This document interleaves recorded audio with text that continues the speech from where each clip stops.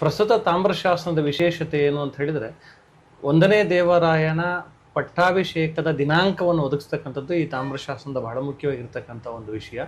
1406 November 5ನೇ ತಾರೀಕಿನಂದು ದೇವರಾಯ ಪಟ್ಟಾಭಿಷೇಕ ಆಯಿತು ಅನ್ನುವಂಥದ್ದು ಈ ತಾಮ್ರಶಾಸನದ ಮೂಲಕ ನಮಗೆ ಗೊತ್ತಾಗುತ್ತೆ.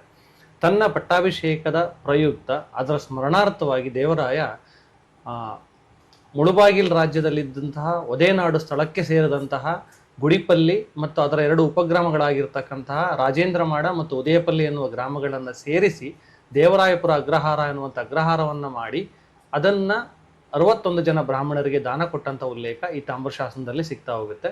ಇದರ ಜೊತೆಗೆ ಇದರಲ್ಲಿ ಇವನು ದಂಡನಾಯಕನಾಗಿದ್ದಂತಹ ಜೊಮ್ಮಣ್ಣ ಒಡೆಯನ ಉಲ್ಲೇಖ ಕೂಡ ಸಿಗ್ತಾ ಹೋಗೋದು ನಮಗೆ ಬಹಳ ಮುಖ್ಯವಾಗಿರ್ತಕ್ಕಂಥ ಒಂದು ವಿಷಯ. ಇದು ಒಂದು.